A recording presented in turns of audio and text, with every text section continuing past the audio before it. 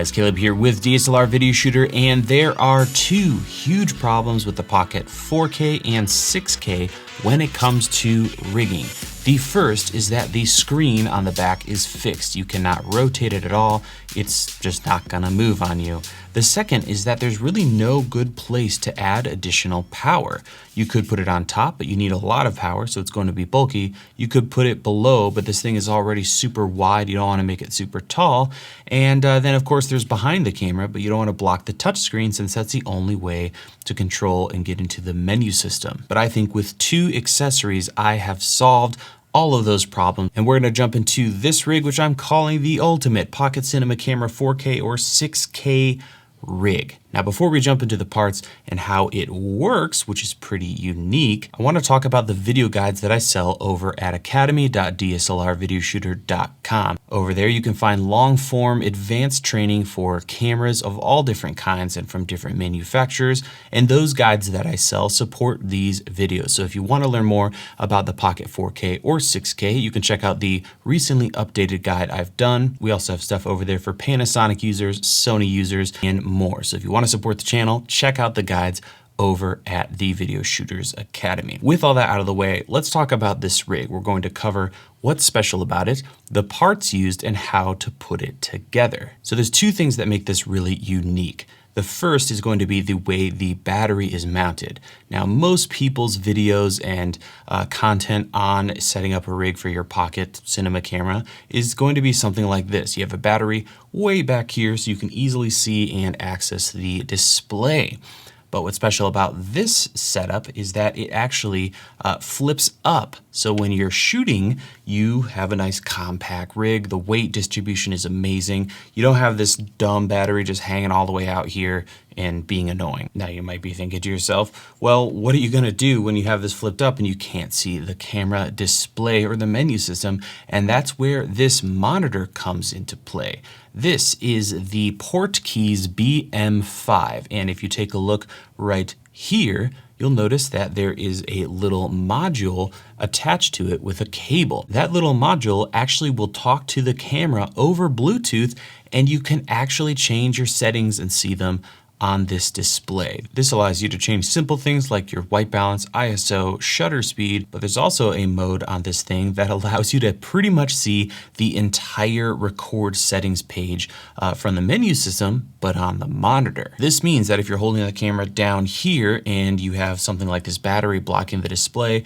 you can still change your frame rate, change what resolutions you're using, and more. So it's a really, really great monitor to be using with the camera. Now there's other things that are really awesome about this, I think.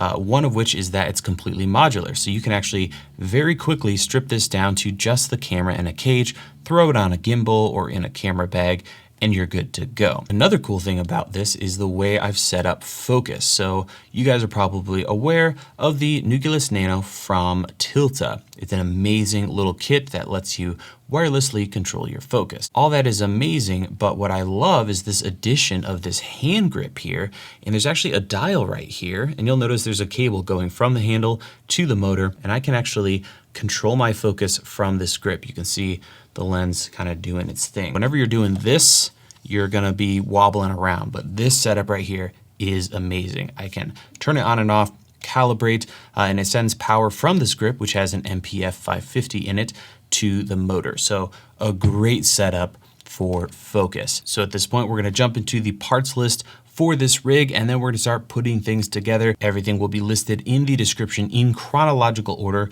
so let's get started. First and foremost, you're going to obviously need a Pocket Cinema camera, either the 6K or the 4K. Both will work with all the gear mentioned here. Next, you're going to need a camera cage, and you can go with anything here, but I'm really enjoying this Tilta cage because of the accessories that come with it. This video is not sponsored by them. I just really dig the cage. If you do go with the Tilta cage, make sure you get one that has the top handle and the base plate for 15mm rods. You're also going to need the Portkeys BM5. Now, I would recommend getting it with the Bluetooth module that allows you to control the camera. It's a big part of this rig and just an awesome setup if you're going to use a Pocket 4K or 6K. You'll also need a Smallrig monitor mount with a cold shoe. Next, we need a D-tap power cable for the Pocket 4K, an HDMI cable. I really like this short angled version, a Smallrig 15mm rail block, the Smallrig 1842 monitor mount, the NiceyRig multifunctional cheese plate, a NiceyRig V-lock plate, a V-mount battery of choice. I'm using the incredible Intellytech Pocket V because of its size and I just love it. It's adorable. A single CAMVATE 15mm rod clamp for power outlet, a Koolertron D-tap splitter, and then if you want to go for gold, there's some optional parts that aren't necessary but really make this setup complete. These include a Metabones or Viltrox Speedbooster. I'm using the XL model, which takes this stock field of view of the Pocket 4K and turns it into this. As you can see, it's a pretty huge difference. Another optional item is the Tilta lens support. This bolts onto your Speedbooster and the camera cage, giving you a rock solid lens mount. Next up is the Nucleus Nano kit. This will not only give you wireless support, but a motor that we can connect to our next item, which is going to be the Tilta side focus handle type 2. This will allow you to use your index finger to change your focus while holding onto a really solid grip. To mount that handle to our camera, we're going to need two more parts. One is the Smallrig mini quick release NATO rail, and the other is the NiceRig NATO rail clamp to Rosette. So when it comes to total cost for this entire rig, everything you see except for the camera and the lens, you're looking at $2,400. If you skip some of those optional items, you're looking at around 12 something or under $1,300. So to have a fully ready to rock and roll cinema package shooting 12-bit RAW with a larger field of view and focus and all this other good stuff, that's a pretty good deal. So now that we've got our parts taken care of, let's jump into putting this thing together. Start by taking your camera and mounting it to the cage. At this point, you can also attach the top handle to the cage and the 15mm base, which is awesome because the camera is able to slide on and off super easily and very securely. Next, we're going to add two 15mm rods. The length is going to depend on your camera setup, but I would recommend around 8 to 12 inches. Next, we can take our Portkeys BM5 and attach it to our friction monitor mount that has a cold shoe on it, and we can mount that to our top handle. Next, we can take our Speedbooster and mount it to the camera, and then if you have it, you can take the Tilta lens mount adapter and bolt it onto both the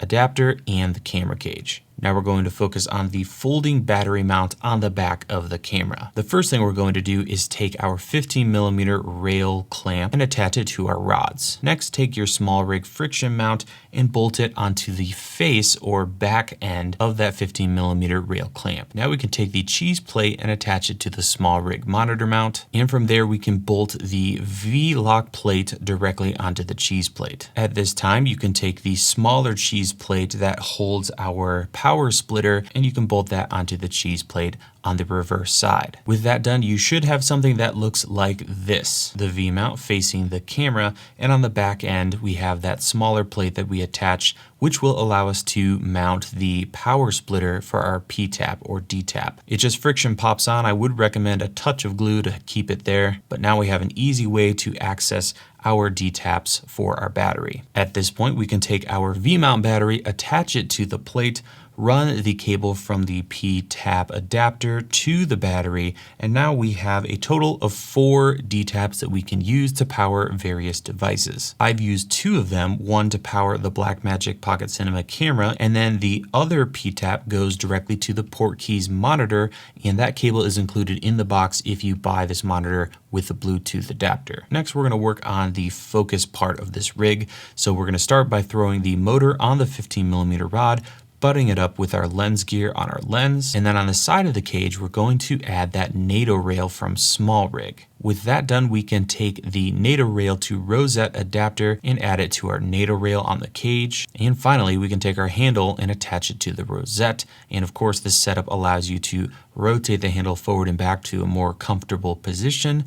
all while remaining rock solid. If you need to remove the side handle at any time, you simply loosen the knob on the Rosette adapter and slide it away. Finally, take your USB cable that came with your Tilta Nucleus Nano and plug it into the side handle, and then on the other end, plug it into your motor. Hold the calibrate button and you're good to go. The very last thing to do is to plug your HDMI cable into the Portkeys monitor and into the camera, and we're pretty much ready to rock and roll with this setup. So with everything connected on this particular setup I have here, I'm gonna turn on the camera. We'll also turn on the monitor up here.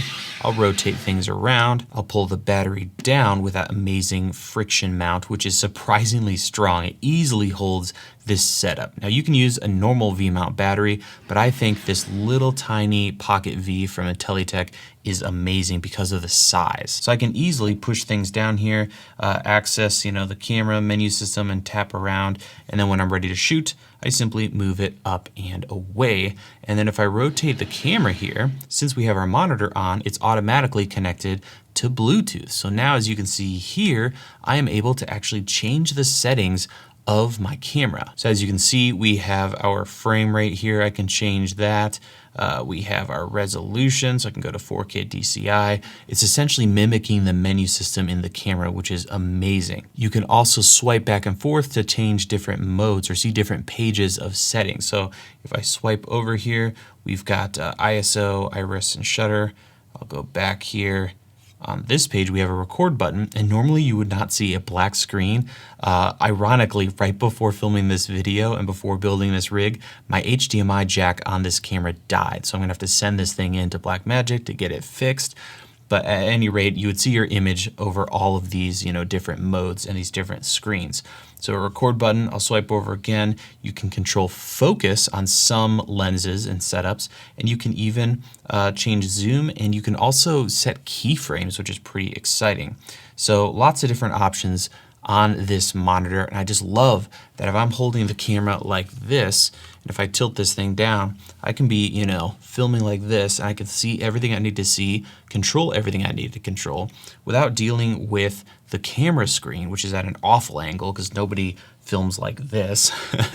And then finally, if I need to access that screen, it's that simple. Just push down the battery, do what I gotta do, push it back up, we're good to go. Now we're powering this monitor off of the V-mount battery via this cable right here, but you're also able to use a battery, of course, on the back, and there's a ton of connectivity here. So we have SDI in and out. I believe it also cross converts. So if you need to use HDMI and then SDI out, you can do that. So I love this monitor, and I think it's a perfect addition to any pocket camera because of that control. Programming the Bluetooth connection with the camera is super easy when it comes to pairing. And then every time you turn the monitor on, as long as you have Bluetooth turned on in the camera menu system, you're good to go. So that is how you can build what I consider the ultimate rig for the Pocket 4K and 6K. If you enjoyed it, check out the other guides I have over at academy.dslrvideoshooter.com. Thank you so much for watching, and we will see you in the next video.